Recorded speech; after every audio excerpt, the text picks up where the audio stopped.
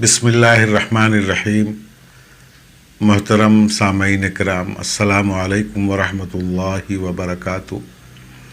حضرات محترم، آج کی مجلس میں چند سوالوں کے جواب دینے ہیں۔ پہلا سوال کسی صاحب نے یہ کیا ہے کہ قرآن کریم ختم کرنے کا سنت طریقہ کیا ہے؟ رمضان میں عام طور پر لوگ قرآن کریم کی زیادہ سے زیادہ تلاوت کرتے ہیں اور کرنا چاہیے۔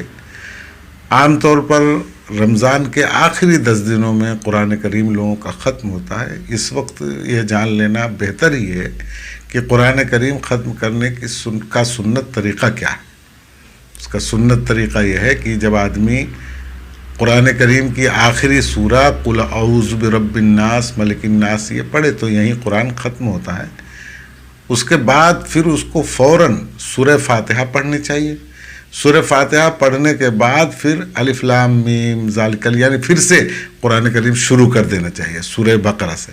الف لام میم ذالک الکتاب لا ریب فیہ یہاں سے پڑھتا ہوا ایک رکوع 3-4 آیتیں اولئک علی ھدی من ربہم واولئک ھم المفلحون، کم از کم اتنا پڑھے، اور اتنا پڑھنے کے بعد پھر جا کر کے وہ دعا جو قل اعوذ برب الناس یعنی قرآن کریم ختم پر جو دعا ختم قرآن کی لکھی ہوئی ہے اللہم آنس وحشتی فی قبری، یہ پوری دعا پڑھے۔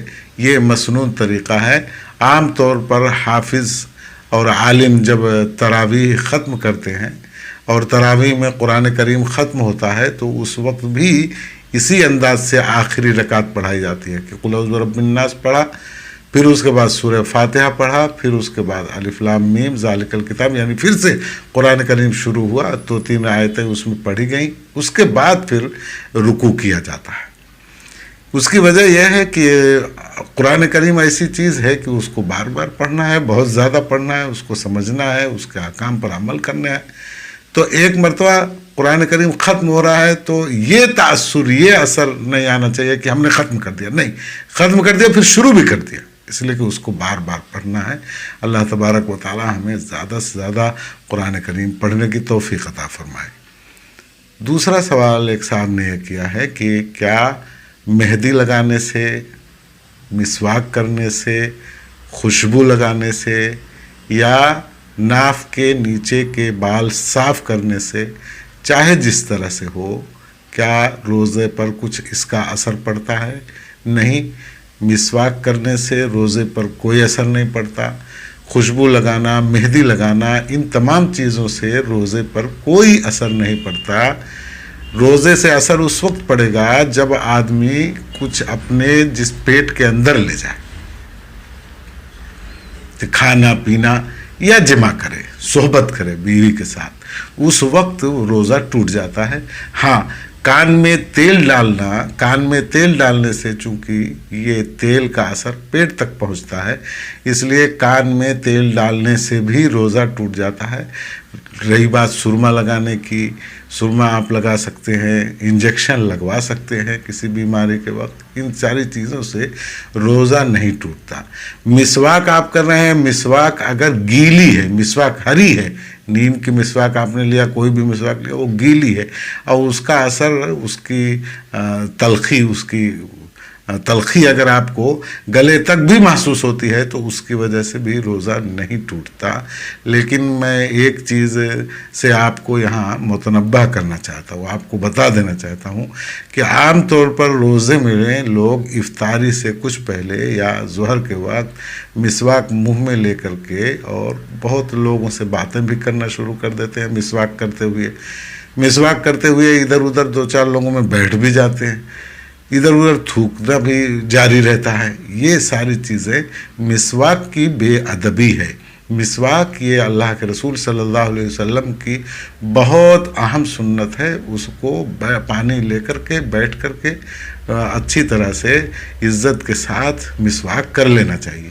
چونکہ آپ اگر گھوم کر کے مسواک کر رہے ہیں، چند لوگوں میں بیٹھے ہیں اور مسواک کر رہے ہیں، کہیں چند لوگوں میں بیٹھے ہیں اور آپ تھوک رہے ہیں، تو اس سے دوسروں کو تکلیف پہنچتی ہے، اور دوسروں کو کسی بھی طرح سے تکلیف پہنچانا اسلام میں بہت بڑا گناہ مانا جاتا ہے۔ اسی لیے کھانے کے آداب بتائے گئے کہ آپ عام طور پر افطاری وغیرہ ایک ساتھ میں کئی لوگ کرتے ہیں. کھانے کے آداب میں یہ ہے کہ آپ اپنے طرف سے، آپ جہاں بیٹھیں اسی طرف سے آپ کھانا شروع کریں، اور کھانا شروع کرنے میں یہ ہے کہ دعا پڑھیں اور یہ خیال رکھیں کہ دوسرے لوگ زیادہ کھائیں. کھانے کا طریقہ 3 انگلی سے کھائیں، لیکن اللہ کے رسول صلی اللہ علیہ وسلم نے یہ فرمایا کہ اگر انگلی میں کھانا لگ جائے تو چاٹ لیا کرو. اب عام طور پر دیکھا گیا کہ کچھ لوگ اس سنت کو ادا اس انداز سے کرتے ہیں کہ وہ سنت بھی نہیں رہ جاتی اور لوگوں کو تکلیف ہوتی ہے. کیسے؟ ایک لقمہ اٹھایا، پھر بہت زور زور سے تینوں انگلی چاٹ رہے ہیں، پھر برتن میں ہاتھ ڈالا، پھر کھانا اٹھایا، پھر بہت زور زور سے چاٹ رہے ہیں، چٹر چٹر کی آواز آ رہی. تو یہ سنت کی ادائیگی نہیں ہوئی، بلکہ یہ تو ایسا ہوا کہ نہ جاننے کی وجہ سے، نادانی کی وجہ سے لوگوں کو تکلیف پہنچا دی. سنت یہ کہ انگلیوں میں بہت زیادہ لگ گیا، کسی کو گر محسوس ہو سکتی ہے، تو اللہ کے رسول صلی اللہ علیہ وسلم نے فرمایا کہ انگلیوں کو دھیرے سے چاٹ لو.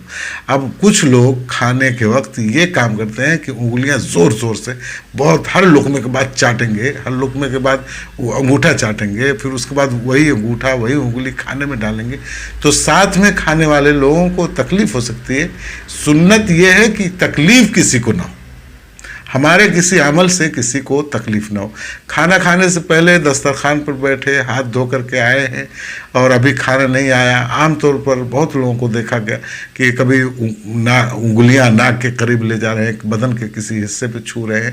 افطاری کے وقت عام طور پر روزے دار کو ہر چیز سے گھن محسوس، اس لیے اس کا بہت خاص طور پر خیال رکھنا چاہیے.